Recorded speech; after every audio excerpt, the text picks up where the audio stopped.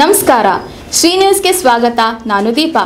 ಮುಖ್ಯಾಂಶಗಳು: ಕೆರೆಗಳ ಡಿನೋಟಿಫಿಕೇಶನ್ಗೆ ಖಂಡಿಸಿ ವಿಶ್ವ ಕರ್ನಾಟಕ ರಕ್ಷಣಾ ವೇದಿಕೆ ಪ್ರತಿಭಟನೆ.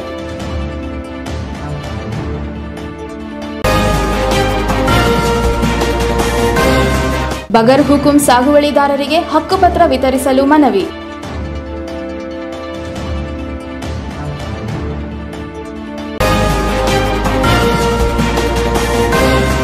ಸರ್ವಾಧಿಕಾರಿ ಪ್ರಧಾನಿ ಮೋದಿ, ಡಿ ಬಸವರಾಜ್ ಆರೋಪ.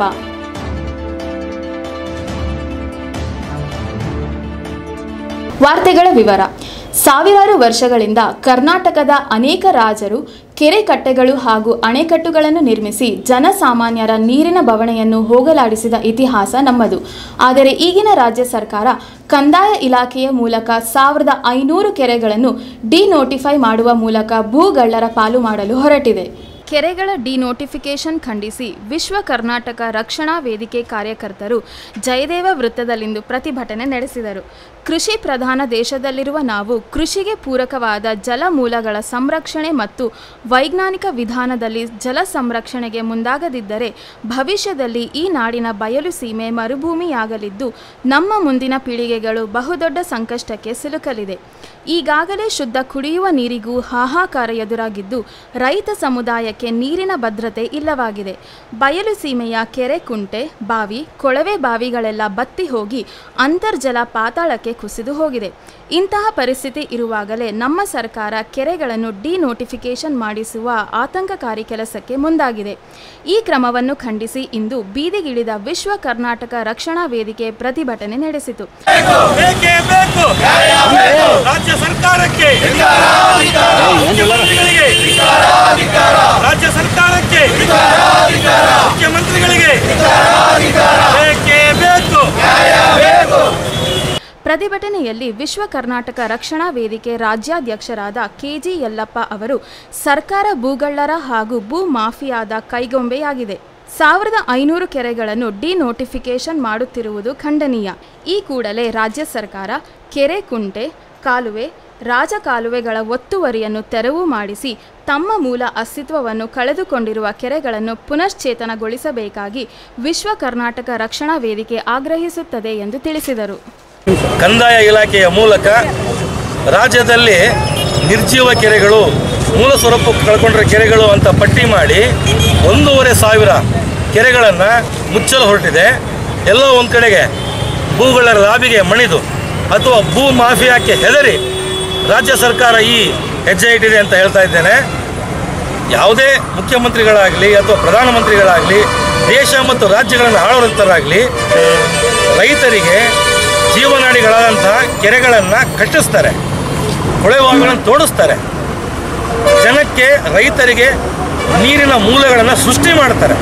ಅಂಥದ್ರಲ್ಲಿ ರಾಜ್ಯ ಸರ್ಕಾರ ರಾಜ್ಯದಲ್ಲೇ ಇರತಕ್ಕಂಥ 22,000 ಕೆರೆಗಳಲ್ಲಿ 1,500 ಕೆರೆಗಳನ್ನು ಮುಚ್ಚಿಕೊಟ್ಟಿರ್ತಕ್ಕಂಥದ್ದು ಖಂಡನೀಯ ಹಾಗೂ ಈ ನಾಡಿನ ದುರಂತ ಅಂತ ಹೇಳಿಕ್ಕೆ ಇಷ್ಟಪಡ್ತಾ ಇದ್ದೇನೆ.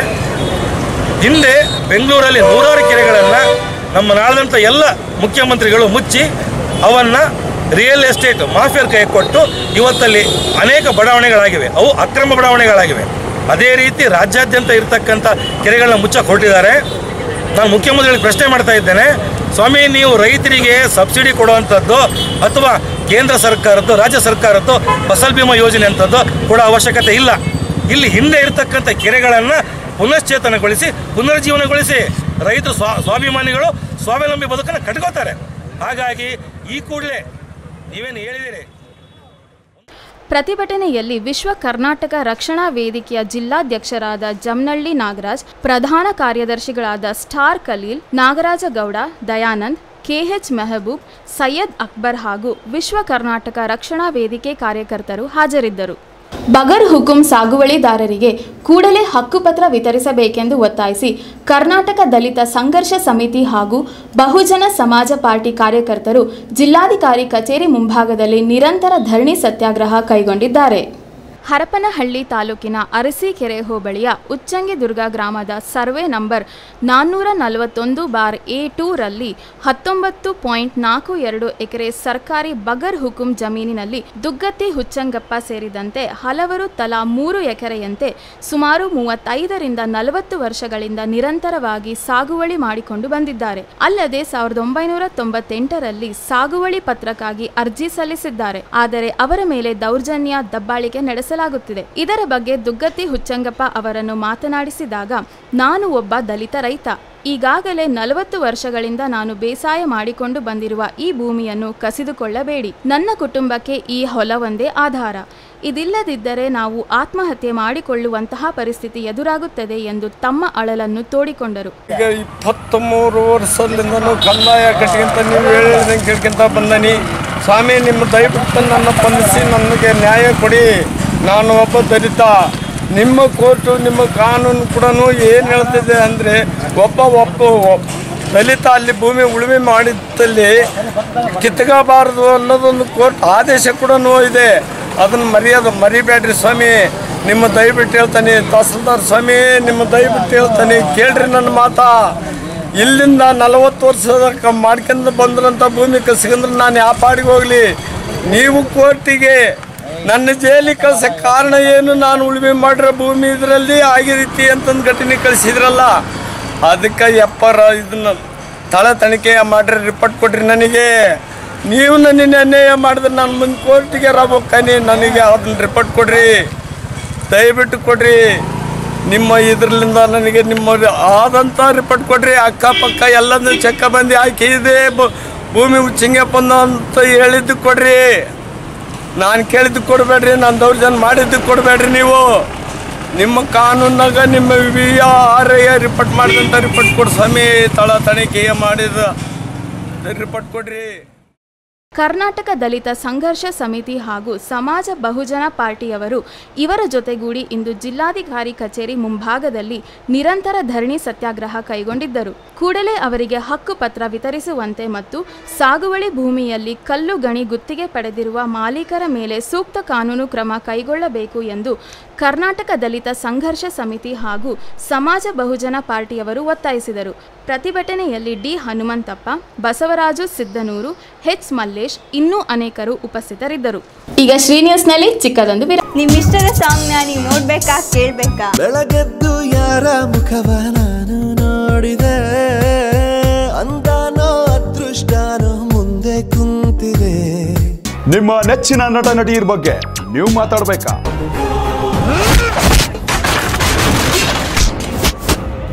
ಇದುವೇ ನಿಮ್ಮೊಂದಿಗೆ ಶ್ರೀ.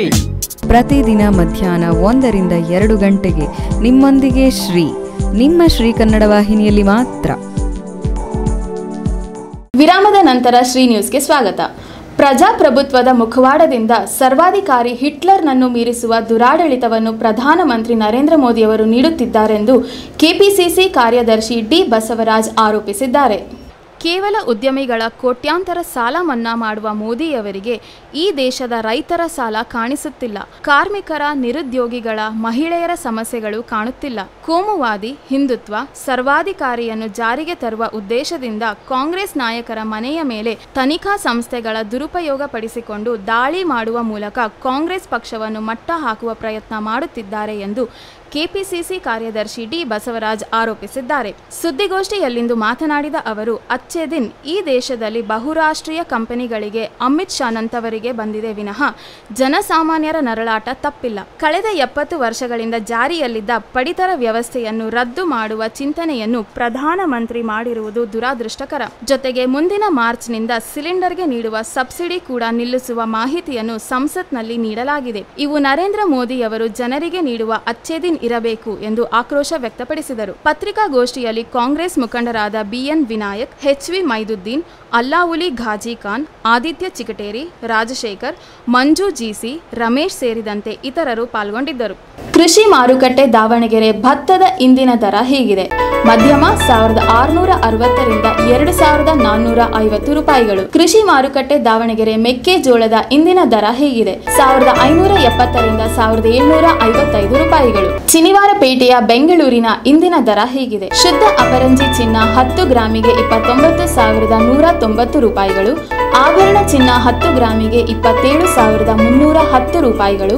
ಬೆಳ್ಳಿ 1 ಕೆಜಿಗೆ 41,249 ರೂಪಾಯಿಗಳು. ಇದೀಗ ಮತ್ತೊಮ್ಮೆ ಮುಖ್ಯಾಂಶಗಳು. ಕೆರೆಗಳ ಡಿನೋಟಿಫಿಕೇಶನ್ಗೆ ಖಂಡಿಸಿ ವಿಶ್ವ ಕರ್ನಾಟಕ ರಕ್ಷಣಾ ವೇದಿಕೆ ಪ್ರತಿಭಟನೆ.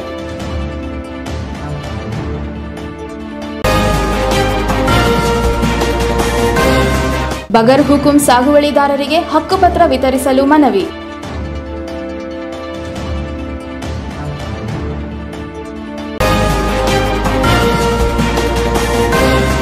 ಸರ್ವಾಧಿಕಾರಿ ಪ್ರಧಾನಿ ಮೋದಿ, ಡಿ ಬಸವರಾಜ್ ಆರೋಪ.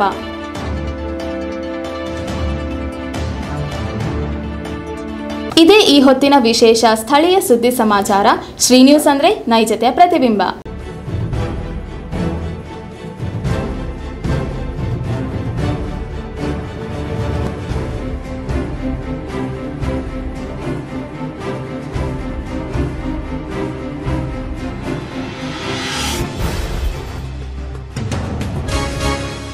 ನಿಮ್ಮಿಷ್ಟದ ಸಾಂಗ್ನ ನೀವು ನೋಡ್ಬೇಕಾ ಕೇಳ್ಬೇಕಾ? ಬೆಳಗೆದ್ದು ಯಾರ ಮುಖವ ನಾನು ನೋಡಿದೆ, ಅಂದಾನೋ ಅದೃಷ್ಟನೋ ಮುಂದೆ ಕುಂತಿದೆ. ನಿಮ್ಮ ನೆಚ್ಚಿನ ನಟ ನಟಿಯರ ಬಗ್ಗೆ ನೀವು ಮಾತಾಡ್ಬೇಕಾ?